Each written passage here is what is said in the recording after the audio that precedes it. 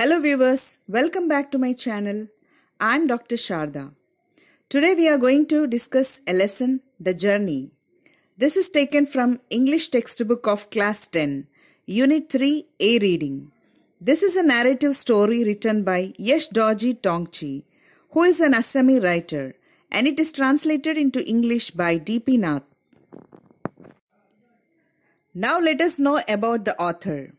Yash Dorji Tongchi is a prominent Assami writer. He worked in Arunachal Pradesh in civil service and later in Indian administrative service. He writes fiction, drama, essay in Assami and English language. He won Sahitya Akademi Award in 2005 for his novel Mauna Ant Mukad Hriday. His novels deal with cultural life of tribes of Arunachal Pradesh. Now let us start the lesson.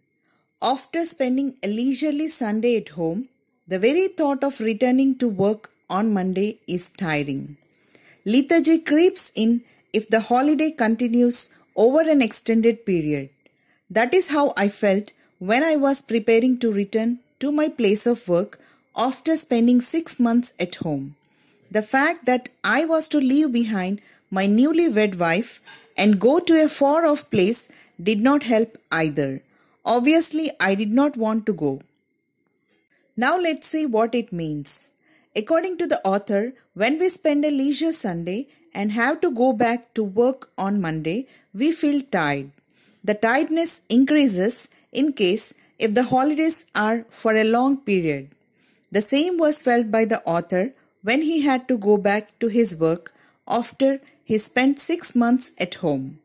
No reason could stop him from going, either leaving his newly married wife or going to far-off place. But in fact, he did not want to go. In the last line, we can see the use of compound words. These are the words made by 2 or more words to convey a specific idea. These are 3 types: open, closed, and hyphenated. Open compound words are a space is given between the words, and closed one are without space, and hyphenated are separated with a hyphen. These are used to make expressions more popular. They help in readability and ensure correct pronunciation and avoid ambiguity. However, I finally did decided to go. I did not have much to carry by way of luggage, just a trunk. Ours is a hilly terrain without any motorable roads, and there is no certainty that we are ever going to have any roads. In any case, while coming home, we do not carry bedding. Besides, I had come home this time round for a special purpose, to get married. My parents had arranged my marriage according to the customs of our tribal society. Time flew, and 5 months into my marriage, I realized it. Initially, I thought of extending my leave, even taking unpaid leave. But after some dilly-dallying, I finally decided against it because marriage had increased my responsibilities and I had got into debt. Anyhow, finally, he decided to go. He did not have much luggage, only a trunk. It was a hilly land with no roads where motors can run, and there was no chance of having in future also. However, he never carried his bedding clothes or blankets. Moreover, this time he came with a special purpose to get married. His parents arranged it according to tribal customs, and 5 months went away so early. At the beginning, he thought of extending his leaves, even to take unpaid leave. But after a lot of thought, he finally decided to go, as his responsibilities increased with marriage and had got debt too. On my way home from the bus stop, my trunk had been carried by a porter. The problem now was we could not find anyone who could help me carry the trunk to the bus stop. At another time of the year, we would have easily found someone to help me. But now most of the villagers were busy in the fields. Nobody had time to spare for me. In fact, Carrying the trunk should not have been such a worry for me, except that my education had made me shun physical labor. After all, I was a government officer, and the idea of people seeing me carry my own luggage was not at all amusing. Otherwise, for a young man like me, it should not have been an issue to carry a 20-kilo chest on my back. While coming home, his luggage was carried by a porter, but now he could not find anyone to help him to the bus stand, as most of the villagers were busy in the fields. In reality, carrying the trunk was not a worry, but his education stopped him doing physical labor. Moreover, he thought he is a government officer and people will not be pleased looking him carry the luggage. Otherwise, 20 kilo weight was not a matter for a young man like Arthur. Finally, my father came up with a solution. "Don't worry, I myself will see you off at Dirang." I protested. How could I allow my old father to carry my trunk? What would people think? What would they say? But I failed to dissuade him. It was decided that father would carry the chest. A large crowd gathered at our place the day I was to leave. People had come to wish me luck. It was 10:20 when I left for Dirang. My father had already left. As I had to do a bit of catching up, I walked fast. 3 kilometers down the road, I caught up with my father. Father said, "You are late. Would you like to rest for some time?" At last, the author's problem was solved by the decision of his father to carry his luggage up to Dirang. He denied the decision of his father but could not convince him not to do so. Many people gathered there to send him off to wish him luck. At 10:20 they started and his father left before him. He walked fast to catch his father. After 3 kilometers down the road, he could catch him. His father said he was late and if he would like to take some rest. Having walked fast, I was tired. Moreover, I had to cross 2 hills on the way up to the spot. I quickly sat down on a rock. My father laughed at my plight. "So this little distance has tired you. Rest for a while, but we have to be in time for the bus." Father was quiet for some time. He thoughtfully looked at the sun for a moment and then his eyes fell on the can of homemade wine that I was carrying. Wetting his lips with his tongue, he said in a matter-of-fact manner, "I am thirsty." Arthur felt tired as he walked fast. Moreover, he had to cross 2 hills to reach there. He sat on the rock and his father laughed at his situation. His father said such a short distance made him tired and asked him if he could take rest for some time, also reminded to reach in time. His father was silent. He looked at the sun and then at the homemade wine which he was carrying. Wetting his lips, he said in a manner way that he was thirsty. I gave him the can of wine. He poured himself a mug and handed me the can.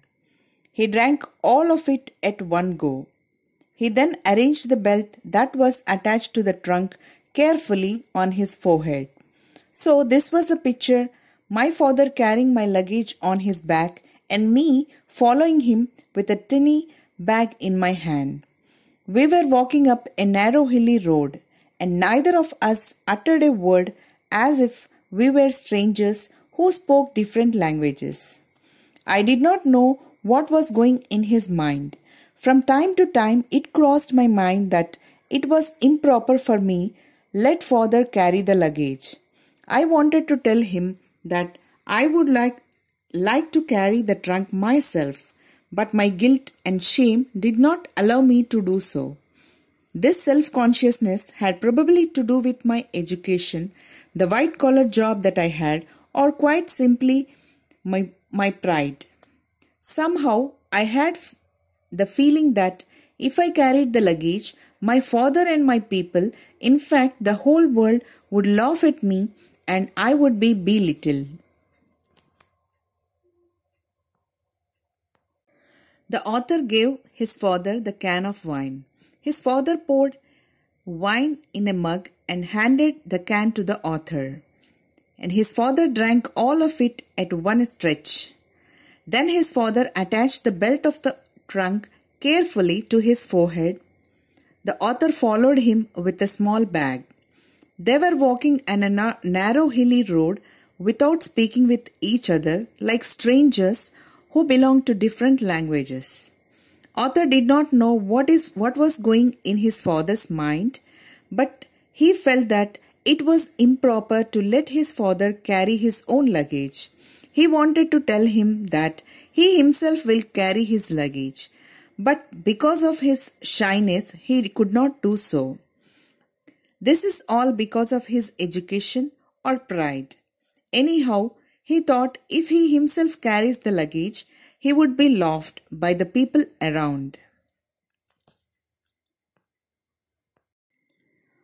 Father had provided for my education, and I had been able to realize his dreams. My parents were truly proud of me. It was through me they had earned a great degree of admiration and respect from the villagers. My father would not like to see me carrying a trunk on my back and would be very hurt if I did so. I concluded that it would be better to let him carry it. Father was used to carrying luggage anyway. He was stronger and more skilled than me in these matters.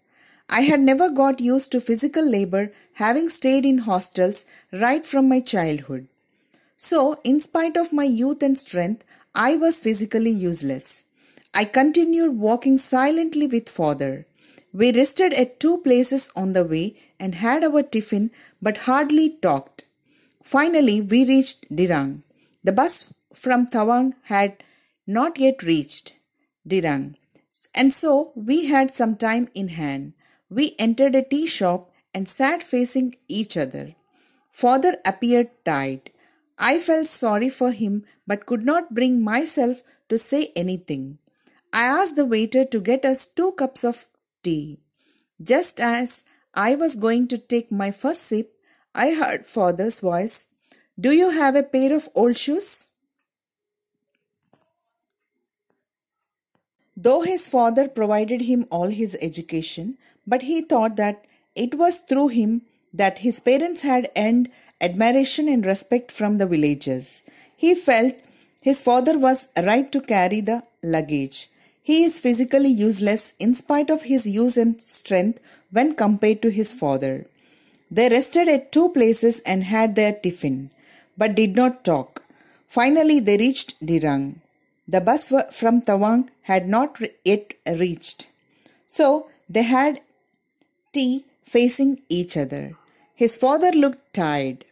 Author felt sorry for him but could not say anything. And his father asked him to give if he had old pair of shoes. "Why?" I asked. "The road is uneven and full of pebbles. It hurts while walking." I looked at father's bare feet. Never having worn shoes, his feet had developed cracks and somehow resembled those of an elephant. I noticed this for the first time. I had not noticed that road was uneven. I did not have to since I was wearing a pair of hunting boots. I checked my wallet and saw I still had around ₹40 with me. A pair of canvas shoes would cost around ₹12 and the remaining amount would be enough for me to get to Bomdila. Author asked his father why he need them. Then he answered that the road was not even and it was full of pebbles. It hurt while walking. Then the author realized that his father's bare foot and cracks in them, which looked like an elephant one. Author was wearing a pair of hunting boots, so he could not feel the uneven road or pebbles on it. He checked his purse and found 40 rupees with him. He thought the shoes will cost 12 rupees and the remaining amount will be enough for him for his journey. My father protested, "Give me an old pair. You don't have to spend money on new shoes." I could not convince him to buy a new pair. Reluctantly, I gave him the hunting boots I was wearing. I then took out my pair of leather shoes from the trunk and noticed my father's face lighting up with contentment. Suddenly, he looked at me and said, "Take care, write to us." His father refused to take the money and asked him to give his old pair of shoes. Author could not convince him to take money. Unwillingly, he gave him hunting boots which he was wearing. He then wore his leather shoes from his trunk. He noticed his father was very happy and satisfied with the old one. I told him, and the father told him to take care of himself and write letters to them. Father wanted to say something, but the bus started moving. I saw my father gradually receding into the distance. I saw that the road we had come by looked like a giant motionless rope. Father would use the same road to go back home. Simultaneously, our journey started in two opposite directions, with me seated in a luxurious seat of a bus and father walking back with a weary legs on the pebble-strewn road. His father wanted to say something, but just then the bus started moving. His father looked going back far away from him, and the author looked at the road which they walked. It looked like a motionless rope. At the same time, their journey started in two opposite directions. He, sitting in a luxurious bus, and his father walking back on the pebble-strewn road. Here, he compares his comfort life with that of difficult life of his father. Both the journeys completely different, in contrast with each other. Thus, the journey is a narrative story describing the feelings of author who is in dilemma. He feels improper to carry his own luggage as he is a government officer. At the same time, feels guilt to make his father carry his luggage. At last, he realizes the hardships of his father and compares it with his comfortable and luxurious life. So, this is the story of two journeys in opposite directions. Hope you understood the story. Thank you very much for watching this. Do like, share and subscribe.